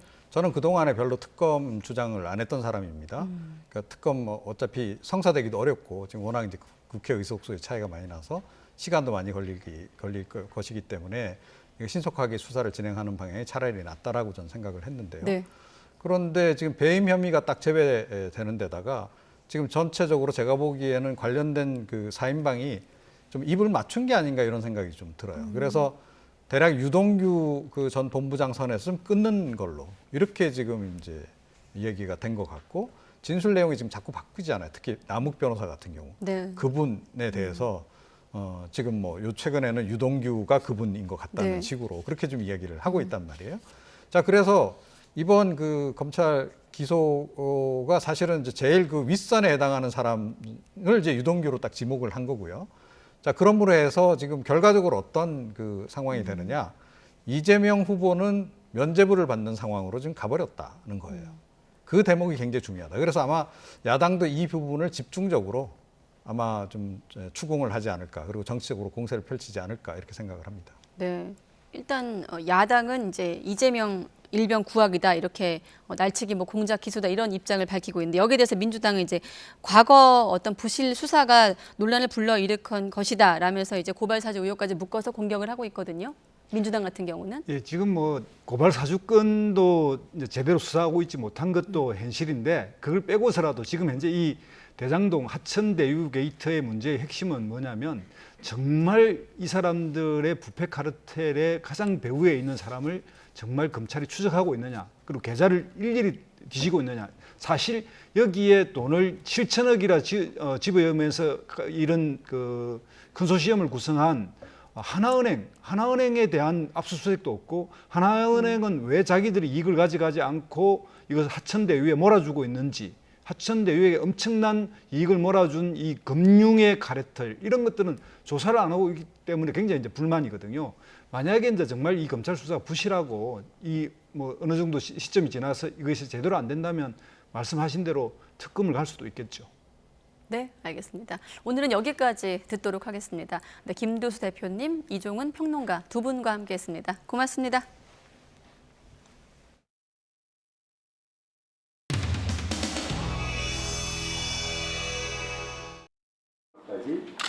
성실하게 국정감사 임해 주실 것을 당부드립니다. 고발장 초안을 아마 저희가 만들어서 일단 보내드릴게요. 윤석열 죽이기 이쪽으로 이렇게 갔다. 네. 남부지검에 내랍니다. 남부 아니면 조금 위험하대요. 어떻게 대응할지, 어떻게 그림을 만들어갈지 연출하고 있습니다. 무슨 영화 감독 같아요. 저희가 만들 수 있는 사람 과연 누굴까요? 당시 김웅에게 만들어주고 지시할 수 있는 사람이 누구겠습니까? 저희가 못 물어본 사람 딱 한 명이에요. 윤석열 후보에게만 못 물어봤습니다.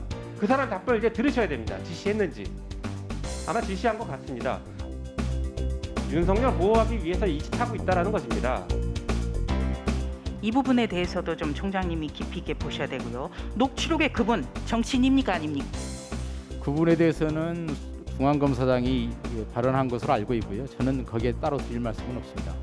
녹취록의 그분이란 표현이 정치인을 얘기한 것이 아니라고 했다가 단정할 수 없다고 7시간 만에 말을 바꿨기 때문에 더더욱 검찰 수사가 불신을 받고 있는 겁니다. 그래서 질의한 겁니다. 저는 사실 그분이라는 녹취록에 대해서는 자세하게 보고를 받은 사실이 없습니다. 그분이 누구냐와 관련된 추측 이런 것에 대한 이야기가 좀 굉장히 좀 많은 것 같습니다. 절대 그분을 지칭하는 사람이 이재명 지사일 수가 없습니다. 같은 편이라고 한다면 1,000억에 가까운 사업비를 추가로 부담시키자라고 하면서 막 싸우면서 이렇게 할 수 있겠습니까? 아마 여기 수사하신 분이나 법리에 아마 계약금 체제를 보고 사업하신 분들은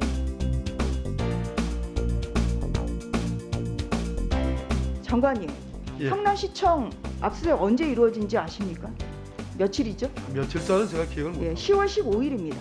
그러니까 지시한 지 거의 20일 정도가 지나서 이루어졌습니다. 심지어는 시장실에 빠져 있는 거는 총장은 몰랐답니다.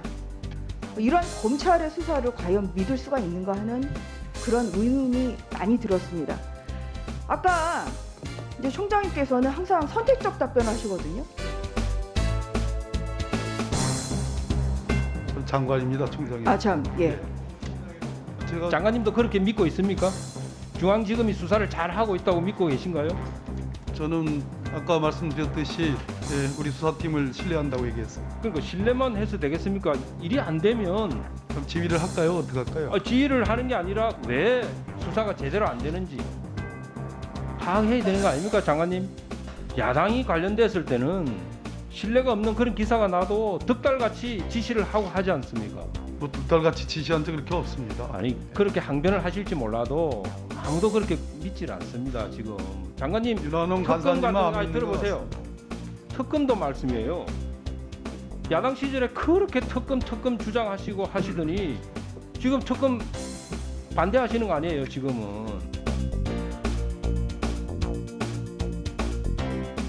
지금 법무부 장관입니다. 지금 법무부 장관입니다, 지금. 그러니까요. 지금 반대하시잖아요.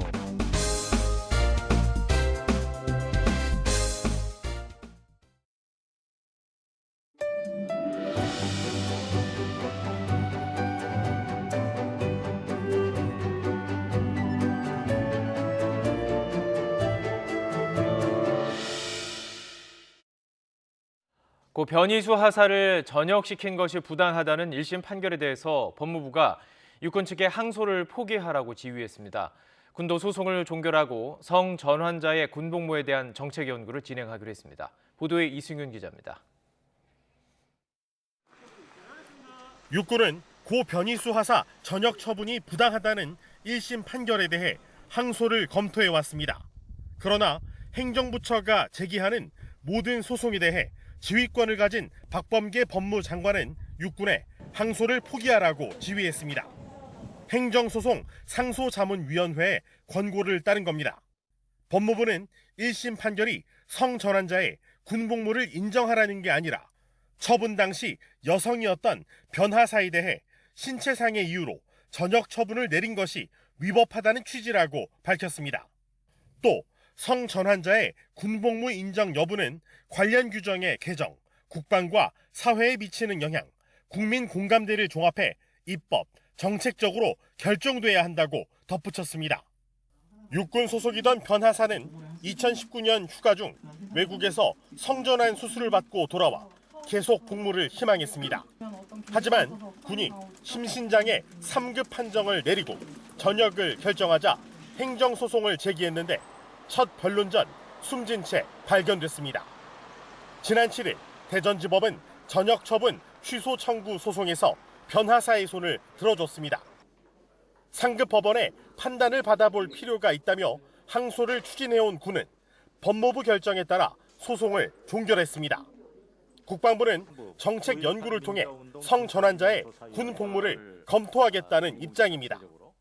사회적 공감대 형성도 필요하고 우리 군의 특수성이라든가 어떤 전투력 발휘 측면, 군의 단결 및 사기 이런 그것도 참고하고 이렇게 해야 될 걸로 보여집니다. 국방부는 올해 안에 관련 정책 연구 용역을 의뢰할 예정입니다. YTN 이승윤입니다. 암 투병으로 고통받던 20년 지기의 부탁을 받고 숨지게 한 여성이 실형을 선고받았습니다. 광주지방법원은 촉탁살인 혐의로 기소된 46살 A씨에게 징역 2년 6개월을 선고했습니다. 재판부는 비록 피해자의 부탁을 받았지만 사람의 생명을 빼앗는 중대한 범죄라며 다만 피해자가 가족과 단절된 채 장기간 피고인에게 의존해왔고 이소에서 언니에게 힘든 부탁을 했다고 한 점 등을 고려했다고 설명했습니다. 앞서 A씨는 지난 3월 광주에 있는 자신의 집에서 10년 전부터 함께 살아온 40살 B씨로부터 죽여달라는 부탁을 받고 살해한 혐의 등으로 재판에 넘겨졌습니다. 2014년 암 진단을 받은 B씨는 건강이 계속 나빠지자 수차례 죽여달라고 호소한 것으로 알려졌습니다. 붉은색 양념으로 보이는 물질을 맨발로 밟는 모습이 담긴 중국 영상이 국내에서 논란이 되자 식품의약품안전처가 수입되는 식품이 아니라고 밝혔습니다. 식약처는 영상 속 원료는 삿갓나물 속 열매로 추정이 된다며 국내에서는 식용 불가라 식품으로 수입될 수 없다고 설명했습니다. 중국에서도 열매를 발로 밟아 껍질을 없앤 뒤에 씨앗을 종자로 사용하는 것으로 알려졌습니다. 최근 온라인에는 중국 공장 모습이라며 한 여성이 마스크나 두건도 쓰지 않은 채 붉은색 물질을 맨발로 밟고 있는 영상이 올라와 논란이 됐습니다. 스토킹 행위를 강력하게 처벌하는 이른바 스토킹 처벌법이 시행된 첫날이었습니다. 이 법으로 처벌을 받는 첫 사례가 나왔습니다. 김민성 기자의 보도입니다. 21일 새벽 1시 전주시 한 주택가. 한 남성이 전 여자친구 집에 찾아가 초인종을 눌렀습니다. 두려움을 느낀 여성의 신고로 출동한 경찰은 스토킹 범죄 처벌이 강화됐다고 경고해 남성을 돌려보냈습니다. 그러나 남성은 1시간 뒤 다시 돌아와 초인종을 눌렀고 결국 현행범으로 체포됐습니다. 초동 조사를 마친 경찰은 조만간 이 남성을 다시 불러 조사할 예정입니다. 전에는 스토킹 행위에 대해서는 경범죄 처벌법으로 처벌이 됐었는데 10월 21일부터는 스토킹 처벌 등에 관한 법률로 스토킹이란 상대방이나 그 가족에게 접근하거나 집 근처 등에서 기다리며 지켜보는 행위 등을 뜻합니다. 자신은 물론 다른 사람을 시켜 물건을 보내는 행위도 금지됩니다. 스토킹 범죄를 저지르면 그동안은 범칙금만 부과했지만 앞으로는 3년 이하 징역 또는 3천만 원 이하 벌금 등으로 처벌될 수 있습니다. 특히 흉기 등 위험한 물건을 소지한 채로 스토킹할 경우 처벌 강도는 더 커집니다. YTN 김민성입니다. 채무 불이행 위기를 맞고 있는 헝다그룹이 이자 금액을 마련하며 1차 고비를 간신히 넘겼습니다. 중국 당국이 모종의 역할을 한 것 아니냐는 관측이 나오고 있습니다. 베이징에서 강성웅 특파원의 보도입니다. 중국 부동산 재벌 헝다그룹이 채권자들에게 이자로 줄 약 1,000억 원의 돈을 겨우 마련했습니다. 이자를 못 내면 곧바로 디폴트, 즉 채무 불이행이 선언되는데 기한 이틀 전에 간신히 막은 겁니다. 파산 직전까지 갔다가 기사회생은 했지만 총 부채 350조 원이 넘는 헝다의 위기는 끝나지 않았습니다. 당장 오는 29일에 또 다른 이자 559억 원을 내지 못하면 즉시 채무 불이행에 빠지게 됩니다. 연말까지 내야 하는 이자만 6,200억 원이나 되고 내년에는 9조 원의 원금도 갚아야 합니다. 헝다는 돈을 마련하기 위해 부동산과 계열사의 매각에 나섰지만 큰 성과는 내지 못하고 있습니다. 자금난으로 건설공사가 대부분 중단돼 돈을 구하기도 어려운 상태입니다. 하지만 중국 중앙은행인 인민은행의 이강 행장은 헝다 위기가 통제 가능하다고 누차 밝혔습니다. 헝다의 부채가 여러 은행에 분산돼 있어 큰 문제가 안 된다는 게 당국의 입장입니다. 主要还是一个个别现象，它是个别企业的一个问题。我们的判断呢，它不会对行业或者是对整个的中资企业的信誉带来大的影响。 이런 가운데 중국 정부가 건설과 부동산 분야의 규제를 일부 풀려는 움직임도 감지되고 있습니다. 실수요자의 주택 대출은 보장하겠다고 밝힌 겁니다. 침체된 부동산 시장에 숨통을 틔우려는 것이어서 헝다를 포함한 건설업계에는 희소식입니다. 때문에 중국 정부가 헝다가 경제에 충격을 주면서 파산하도록 방치하지는 않겠다는 신호를 보낸 걸로도 해석되고 있습니다. 베이징에서 YTN 강성웅입니다. 일본의 주변 바다에서 중국과 러시아가 군사훈련을 이어가서 한때 자위대 전투기가 출동하는 상황이 벌어졌습니다. 이런 움직임은 중국에 대한 견제를 본격화하고 있는 미국과 일본에 대한 경고의 뜻으로 풀이되는데요. 도쿄에서 이경화 특파원의 보도입니다. 중국과 러시아 군함 열척이 일본 스가로 해협에 접근한 것은 지난 18일. 선단 형태를 이룬 두 나라 함정이 이 지역을 지나는 것이 처음 확인된 겁니다. 사흘 뒤에는 도쿄 남쪽 이즈제도 인근 바다에 다시 모습을 드러냈습니다. 이번에는 자위대 전투기까지 긴급 출동했습니다. 関西ヘリこの発着艦を確認をしております。関西ヘリの発着艦に対しましては戦闘機を緊急発進させるとして対応いたしております。 충돌은 없었지만 중국과 러시아 함정이 일본 주변 바다를 함께 돌고 있는 것은 매우 이례적인 일입니다. 합동 군사 훈련을 이어온 두 나라는 지난 2019년부터 2년 연속 일본과 영토 분쟁 중인 동중국해에 폭격기를 내려보내기도 했습니다. 일본 정부는 긴장 속에 상황을 주시하고 있습니다. 我が国周辺での活動に高い関心を持って注視し、引き続き我が国の周辺海区域における警戒監視情報等に万全を期していきます。 일본은 미국과 함께 중국을 견제하기 위한 안보협의체 쿼드를 이끌고 있습니다. 여기에 더해 안보동맹 오커스 출범 이후 미국과 영국이 잇따라 타이완 해협에 군함을 보내자 이 지역을 둘러싼 긴장이 커지고 있습니다. 중국 매체들은 일본 주변 해역을 통과한 데 대해 미국과 그 동맹국에 대한 경고라고 보도했지만 중국 정부는 이에 대해 언급하지 않았습니다. 도쿄에서 YTN 이경아입니다. 헐리우드 스타 알렉 볼드윈이 영화 촬영 중에 소품총을 발사해서 촬영 감독이 숨지는 사고가 발생했습니다. 경찰은 정확한 사고 경위를 조사하고 있습니다. 김선희 기자가 보도합니다. 19세기 뉴멕시코를 배경으로 한 서부 영화 러스트 촬영 현장. 배우 알렉 볼드윈이 소품총을 발사해 촬영 감독이 숨지는 사고가 일어났습니다. 제작자이자 주인공으로 참여한 알렉 볼드윈은 총에 실탄이 든 줄 모르고 총을 발사한 것으로 전해졌습니다. 공포탄이 장착된 줄 알고 소품용 권총에 방아쇠를 당기는 순간 실제 총탄이 발사된 것으로 알려졌습니다. 여성 촬영 감독인 할리나 허친스는 복부에 총탄을 맞고 병원으로 이송됐지만 끝내 숨졌습니다. 조엘 소자 감독도 부상을 입었는데 위독한 상태인 것으로 전해졌습니다. 제작진은 촬영을 전면 중단했고 경찰은 정확한 사고 경위를 조사하고 있습니다. 알렉 볼드윈은 영화 미션 임퍼서블 시리즈와 블루 제스민, 스틸 앨리스 등 다양한 작품에 출연해 국내 팬들에게도 많은 사랑을 받았습니다.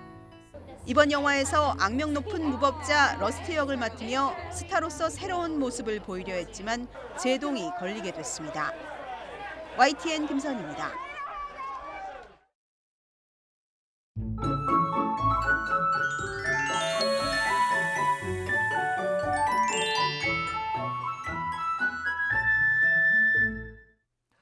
때이른 추위에 옷차림이 많이 두꺼워졌습니다.